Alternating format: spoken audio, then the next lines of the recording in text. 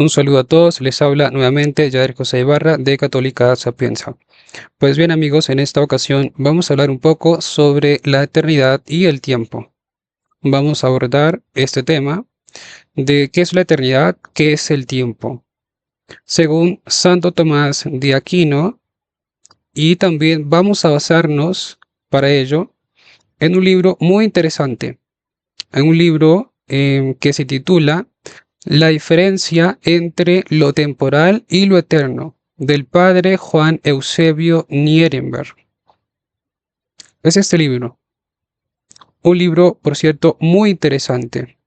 El libro aborda estos conceptos, el concepto de eternidad y el concepto de tiempo, desde una perspectiva netamente filosófica, pero también desde una perspectiva espiritual, desde una perspectiva espiritual. Así que es un libro muy interesante. De hecho, es un libro, bueno, que yo estaba leyendo, lo conseguí por ahí, por internet. Eh, bueno, está en partes, parece que no está completo disponible en internet. Comencé a leerlo y me di cuenta de que era un libro muy llamativo, es un libro muy interesante, particularmente interesante. ¿Por qué? Porque aborda esos conceptos de la eternidad y el tiempo desde un enfoque estrictamente filosófico. De hecho, el libro se basa muchas veces en ciertas definiciones, bueno, por ejemplo, de Aristóteles, de Boecio y de los padres de la Iglesia. Así que es un libro en ese sentido muy estricto, muy riguroso teológicamente y filosóficamente hablando. Yo lo descargué pensando que era un libro especialmente enfocado en temas de espiritualidad, ¿no? O que iba a abordar esto de la eternidad y el tiempo desde o únicamente desde el punto de vista espiritual. Pero me encontré algo muy interesante, que el libro hace un recorrido en cierto aspecto y con cierta profundidad, hace un recorrido filosófico. Habla de la eternidad desde la filosofía, pero también en un sentido espiritual. Así que es un libro muy interesante, es un libro para mí único, un libro muy bueno. Entonces, em, la eternidad en el libro comienza definiendo la eternidad en el capítulo sexto del libro de la siguiente manera, basándose en Boecio y Plotino. Lleguemos a escuchar el parecer de Severino Boecio y Plotino, dos grandes filósofos y el uno no menor teólogo, que sienten acerca de este misterio y secreto de lo eterno. Bueno, algo para decir así comenzando es que precisamente lo señala, lo menciona como el concepto del eterno, como un misterio, como un misterio o un secreto. Em, entonces, bueno, entendemos que un misterio es aquello que por lo menos no se puede llegar a profundizar, ¿no? Con las solas fuerzas de la razón natural, o que por lo menos, digamos, en un sentido, misterio podría ser aquello que no se puede llegar a conocer por la sola fuerza de la razón natural, sino que se requiere de la fuerza de la revelación o del dato de la revelación, o bien podría ser algo que simplemente no puede sondearse a profundidad, ¿no? Bueno, valga la redundancia, no puede sondearse, algo que no puede penetrarse en su totalidad o que no puede ser completamente conocido. Eh, ese sería Esas serían las dos, tal vez, formas o expresiones de lo que entenderíamos principalmente por misterio. ¿Qué es un misterio? Pues bien, continúa la lectura. Definió Severino Boecio a la eternidad diciendo que era una total y perfecta posesión de una vida interminable. Entonces, la definición de eternidad, basándose en Boecio, sería esta: una posesión total, perfecta, una posesión total, perfecta y simultánea de la vida interminable. Justamente es una definición que presentará Santo Tomás de Aquino en la Suma de Teología. Es una definición que muchos de nosotros ya conocemos, es una definición, digamos, mucho más popular, ¿no? Más conocida en los textos de filosofía o de teología. Em, bueno, entonces por acá va a pasar a explicar un poquito qué significa la eternidad según Boecio, definiendo exactamente cada uno de esos términos. Continúa diciendo lo siguiente, la cual, la cual definición, aunque principalmente conviene a la eternidad de Dios, también se puede ajustar a la eternidad de las criaturas racionales que le gozan porque tienen una total y perfecta posesión de bienes en una vida eterna que nunca se ha de acabar. Es decir, se aplica propiamente a Dios. A Dios se aplica esta definición en su sentido propio, ¿no? En su sentido propio. Así como decimos en sentido propio que Dios es eterno. Pero de algún modo las criaturas participan de esa eternidad.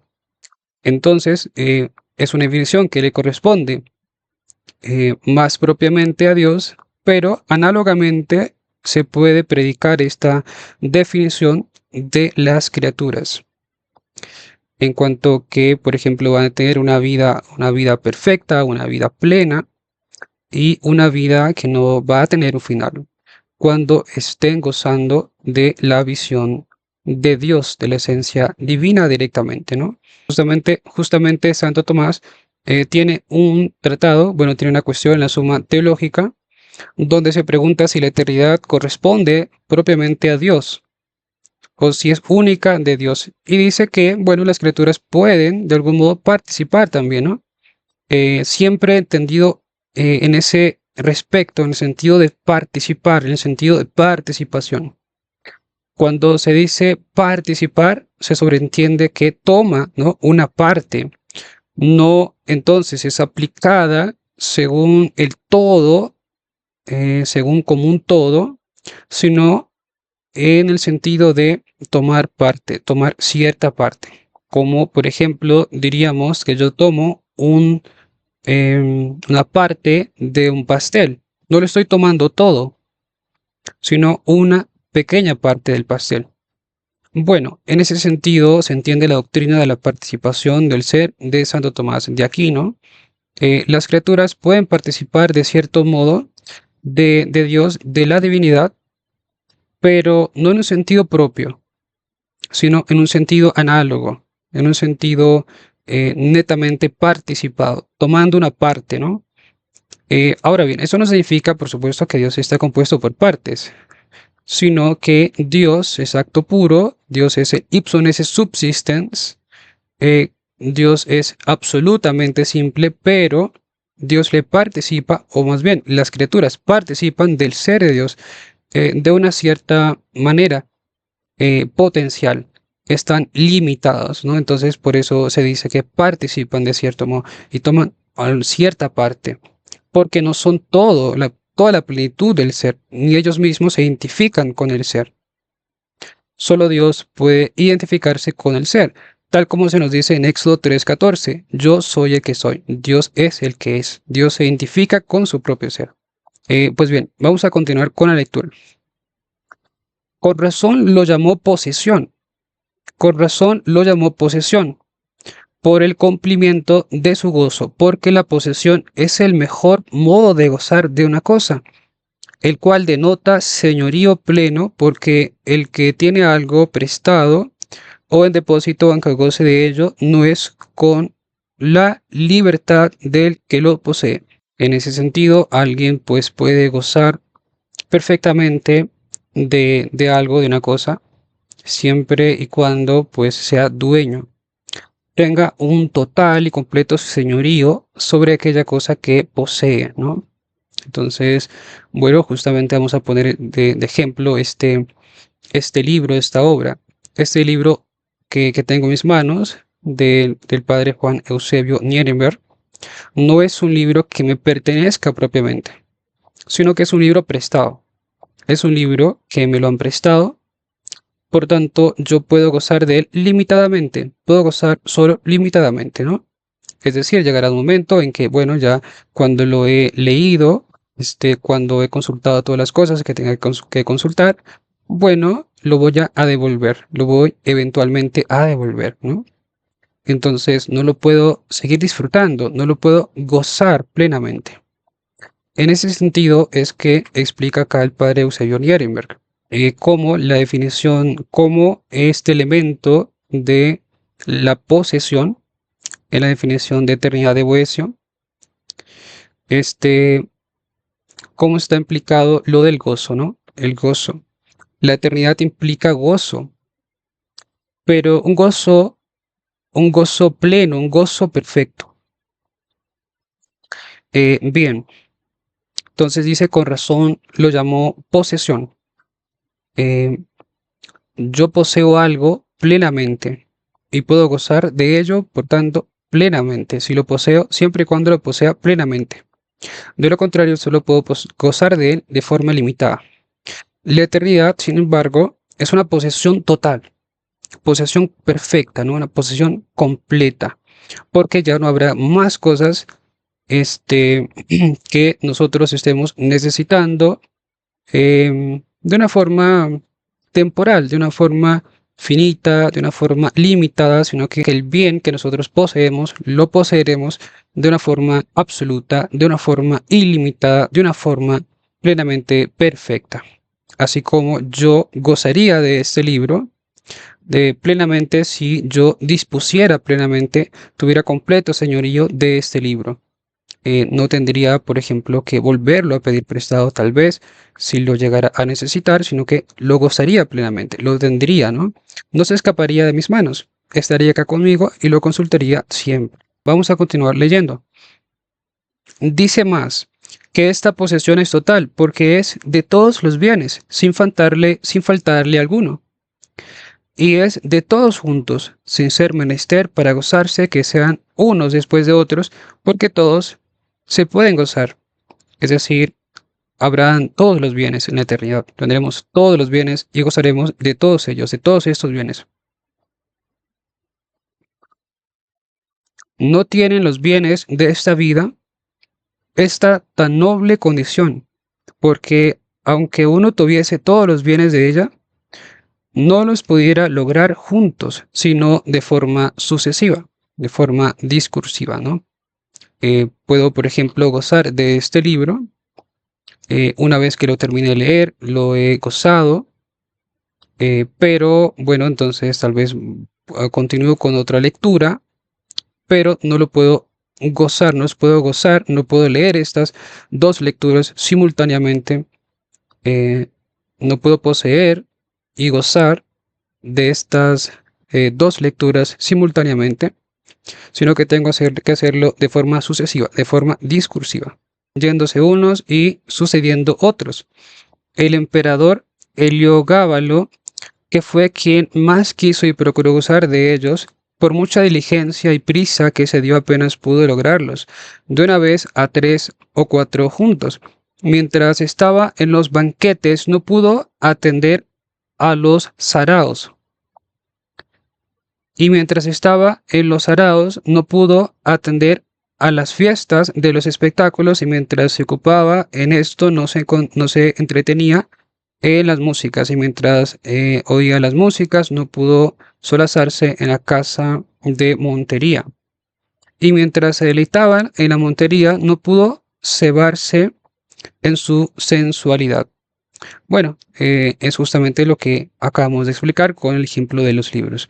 Nosotros en esta vida simplemente gozamos de forma sucesiva, no de forma simultánea, de ciertos bienes que nos acontecen o de los que podemos disfrutar. No los gozamos de una forma totalmente simultánea. Podemos sí, pues, tener cierto señorío, es decir, podemos ser dueños de ciertos bienes, gozarlos, ¿no? En ese sentido, pero no gozarlos absolutamente todos de manera simultánea, sino sucesivamente, al menos en lo que respecta a la vida temporal, en el tiempo o dentro del tiempo. Es también perfecta la posesión de la bienaventuranza, por la seguridad que tiene de no poderla inquietar nadie. Ninguno puede poner pleito sobre ella, ninguno la puede hurtar, ninguno la puede turbar. Es una posesión perfecta, ¿no? Siempre actual. Entonces, es también perfecta su posesión porque se goza cumplidamente, no como los bienes de esta tierra, que no se pueden gozar enteros porque o la distancia del lugar, o la imperfección del sentido, o la mezcla de algún dolor y cuidado, o por lo menos la multitud de objetos y oposición suya, es causa de que no se gocen entera y perfectamente. Bueno, en este momento estamos disfrutando, gozando de la lectura de este libro, pero tal vez podemos tener un cierto dolor, podemos tener alguna dolencia, tener alguna complicación de salud o tener alguna otra preocupación que nos impedirá eventualmente gozar perfectamente de esto. Pero en la bienaventuranza no será así. En la bienaventuranza de Dios, en la bienaventuranza eterna, en la gloria en el cielo, vamos a poseer del bien, el bien absoluto de Dios, ¿no? De una forma perfectísima. Y absolutamente nadie podrá arrebatarnos este bien, sino que lo poseeremos infinitamente y perfectamente. Mas aquella bienaventuranza eterna, toda se posee perfectamente y se percibe enteramente su gozo, y se penetra y embebe en el alma todo lo esencial de su dulzura, la cual no puede menoscabar mezcla de pena, ni sobresalto de cuidado, ni incapacidad de sujeto, ni distancia del sitio, ni grandeza de objeto, porque dolor ni cuidado no cabe allí, y el sujeto se eleva, y el objeto se acomoda, y por distancia y espacio no se pierde su gusto y deleite eterno. Por todo eso dijo también Plotino que la eternidad era una vida llena y toda juntamente, porque en ella estará lleno y cumplido cuanto hubiere de vida, porque estará lleno y vivo el sentimiento de todos los bienes con toda la capacidad del alma, y porque no habrá parte de vida en el hombre que no esté llena de dulzura, gozo y descanso. La vida temporal no puede tener esta llenura ni satisfacción aún en cosas menores, y la atención de un simple sentido impide a la del otro, y la del cuerpo a la del espíritu. No se puede gozar aquí sino por partes la vida y está menoscabada. Pero en aquella eterna felicidad ha de ser lleno el vivir, total el poseer y perfecto el gozar, donde vive todo lo que puede aquí morir, que ni por incompatibilidad de los objetos, ni por impedimento de los sentidos, ni por incapacidad del alma, se dejan de gozar todos los bienes juntos con todos los sentidos y potencias juntas. Además de esto, esta posesión tan total y tan perfecta y tan llena es por una vida sin muerte, por un espacio sin término, por un día que es eterno, el cual vale por todos los días y encierra todos los años y abraza todos los siglos y sobrepuja todos los tiempos, porque en ella nada pasó y el bien de ella no pasará. Entonces, bueno, se entiende, ¿no?, que en la eternidad poseeremos absolutamente todos los bienes. Eso justamente quería indicar Boecio o Santo Tomás de Aquino, siguiendo la definición de Boecio, cuando dicen que la eternidad es la posesión total, completa y simultánea de la vida interminable. En la Suma Teológica, Santo Tomás define la eternidad de la siguiente manera, ya en un sentido más estrictamente filosófico, ¿no es cierto? Dice lo siguiente: así como llegamos al conocimiento de lo simple partiendo de lo compuesto, así también llegamos al conocimiento de la eternidad partiendo del tiempo, que no es más que el número de movimiento según el antes y el después. Aristóteles define el tiempo como la medida del cambio, como la medida del movimiento. Y movimiento es el paso de la potencia al acto, de un antes y un después. Entonces, algo muy interesante a rescatar acá que dice Santo Tomás es que pues conocemos lo simple a partir de lo compuesto, y lo simple siempre es lo más perfecto, lo simple siempre es lo más perfecto, ¿no? Lo compuesto es lo que de algún modo pues tiene mayor imperfección, es más imperfecto. Las cosas compuestas adquieren imperfección, mayor potencia, son imperfectas, las cosas simples son más perfectas. Y partimos de lo simple llegamos a lo simple partiendo de lo compuesto. Entonces, bueno, la eternidad se entiende de algún modo de lo compuesto, es decir, del tiempo. Primero, para poder conocer la eternidad, nosotros tenemos que partir de lo que es más evidente para todos nosotros. Dijimos al principio, pues, que la eternidad encerraba cierto misterio.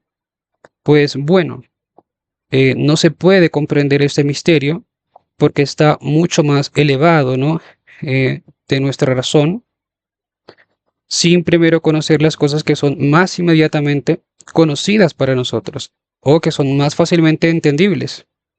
Bueno, la eternidad no se puede capturar, la eternidad no se puede captar, como si pudiéramos captar este libro, por ejemplo. No se puede capturar, sino que lo entendemos a partir de lo que es más evidente para nosotros y esto es lo compuesto.